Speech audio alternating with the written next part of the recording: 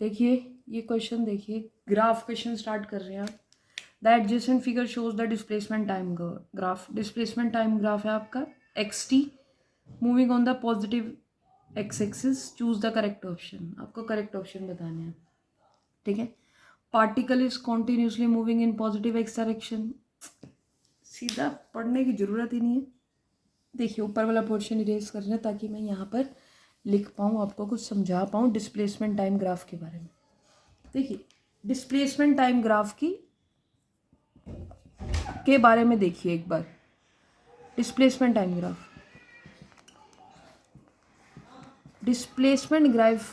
Graph से हम दो चीज़ें बता सकते हैं, एक स्लोप के बारे में बता सकते हैं, एक एरिया के बारे में। मतलब अगर आपको कोई डिस्प्लेसमेंट टाइम ग्राफ दे रखा है तो आप उससे क्या इन्फॉर्मेशन निकाल सकते हो। हम उसके स्लोप से कुछ इन्फॉर्मेशन निकाल सकते हैं, उसके एरिया से कुछ इन्फॉर्मेशन निकाल सकते हैं। मतलब देखो, अगर मैं area under displacement time graph करूं, एरिया का मतलब क्या है, एरिया का मतलब क्या है, x D T. X D T का इंटीग्रेशन करोगे का आपको कुछ मिलेगा, एरिया मिलेगा। हाँ एरिया देगा क्योंकि इंटीग्रेशन आपको एरिया देता है एक्स डी टी। क्या एरिया ये कुछ बन सकता है, नहीं, कुछ भी नहीं देगा। बात समझ में आई, कुछ भी नहीं देगा, याद रखना। तो डिस्प्लेसमेंट टाइम ग्राफ का एरिया हमें कुछ भी नहीं देता है, ये बात याद रखना। समझे नहीं समझे? हाँ समझ गए, ठीक है। और स्लोप क्या देती है डिस्प्लेसमेंट टाइम ग्राफ का, D X by D T. Slope का मतलब क्या हो गया, D X by D T. क्यों, डिस्प्लेसमेंट टाइम ग्राफ एक्स और टी में है तो D X by D T slope देगी। और D X by D T क्या होता है, पोजीशन का डेरिवेटिव टाइम के रिस्पेक्ट में करते हो या फिर डिस्प्लेसमेंट का डेरिवेटिव टाइम के रिस्पेक्ट में करते हो तो क्या मिलता है आपको, वेलोसिटी का मैग्नीट्यूड, स्पीड। क्या मिलता है, स्पीड। बात समझ में आई कि नहीं?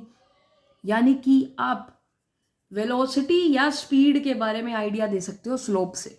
बात समझे नहीं समझे? हाँ समझ गए, ठीक है। स्लोप हमें क्या देगा, स्पीड देगा, वेलोसिटी देगा, ठीक है।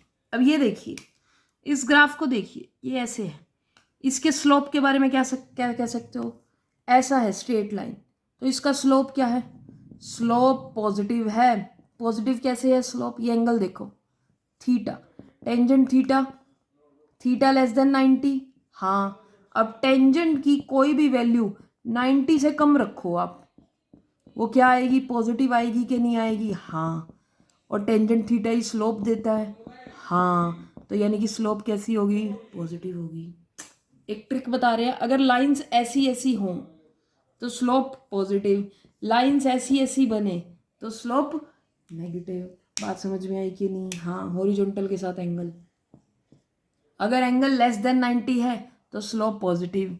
अगर ऐसे है कोई लाइन, इसकी स्लोप कैसी होगी, थीटा ग्रेटर देन 90 तो स्लोप नेगेटिव। बात समझ में आई कि नहीं? हाँ ठीक है। तो हमने एक चीज देखी कि अगर एक्स और टी में ऐसी लाइन हो तो इसकी स्लोप कैसी, पॉजिटिव। और एक्स टी ग्राफ में स्लोप क्या देती है, वेलोसिटी देती है। हाँ समझ गए, तो यानी वेलोसिटी कैसी होगी, पॉजिटिव हो गई। हाँ ये बात तो समझ में आ गई, ठीक है। अब ये स्लोप कांस्टेंट है या वेरिएबल है, इस पॉइंट पर स्लोप कितनी, वही, इस पॉइंट पर स्लोप कितनी, वही, इस पॉइंट पर स्लोप कितनी, वही, इस पॉइंट पर स्लोप कितनी, वही। कैसे पता चला, एग्जाम्पल देखो वेरिएबल स्लोप का। ये अगर ग्राफ ऐसे होता, इस पॉइंट पर ढलान अलग, इस पॉइंट पर अलग, इस पॉइंट पर अलग, इस पॉइंट पर अलग, यहाँ पर थीटा की वैल्यू देखो, उतना थीटा बनेगा, उतना थीटा, उतना ही थीटा। हर पॉइंट पर थीटा सेम बनेगा नहीं बनेगा, बिल्कुल बनेगा। इस पॉइंट पर देखो, ये स्लोप थीटा, इस पॉइंट पर थीटा अलग, इस पॉइंट पर थीटा अलग, इस पॉइंट पर थीटा अलग, हाँ या नहीं? हाँ, यानी कि इसमें स्लोप कैसी बनेगी, कांस्टेंट बनेगी। और अभी जो बनाया था वेरिएबल, फिर से बनाते हैं, एक्स टी, स्लोप कैसी, पॉजिटिव, यानी कि वेलोसिटी पॉजिटिव हो गई। स्लोप कैसी है, कांस्टेंट है, वेरिएबल है, कांस्टेंट है, हर समय पर कौन से एक जैसी है, वेलोसिटी भी कैसी हुई, पॉजिटिव हुई, कांस्टेंट हुई, यानी कि पार्टिकल कहाँ जा रहा है, पॉजिटिव एक्स एक्सिस में जा रहा है, और स्लोप कैसी है, कांस्टेंट है, यानी कि कांस्टेंट वेलोसिटी के साथ बढ़ता जा रहा है। बात समझ में आई कि नहीं? समझ गए? बिल्कुल समझ गए, ठीक है। अगर होता ऐसे कर्व, तब स्लोप कैसी, वेरिएबल, स्लोप कैसी, वेरिएबल, पॉजिटिव नेगेटिव चेक करो, ऐसे ऐसे ऐसे ऐसे, यानी कि स्लोप बढ़ रही है घट रही है, जी स्लोप तो बढ़ती हुई है, यानी कि स्लोप कैसी है, इंक्रीजिंग स्लोप है। बात समझ में आई कि नहीं? यानी इंक्रीजिंग वेलोसिटी होएगी, ठीक है कि नहीं? हाँ, पॉजिटिव और नेगेटिव, पॉजिटिव। बात समझ में आया? स्लोप कैसी, पॉजिटिव में बढ़ती हुई। हाँ, अब इस वाले हिस्से के लिए, ये जो पहला पार्ट है, इसके लिए वेलोसिटी क्या होएगी, इसके लिए वेलोसिटी हो गई कांस्टेंट। हाँ, मजा आ गया क्योंकि स्लोप कांस्टेंट। अब लाइन ऐसी है, इसके लिए स्लोप क्या, जीरो, स्लोप जीरो, यानी वेलोसिटी जीरो, यानी इतने हिस्से के लिए वेलोसिटी कांस्टेंट, इतने हिस्से के लिए वेलोसिटी जीरो, यानी जब टाइम जीरो से टी नोट था वेलोसिटी क्या, कांस्टेंट, और जब टी नोट के बाद क्या रहेगी, वेलोसिटी जीरो।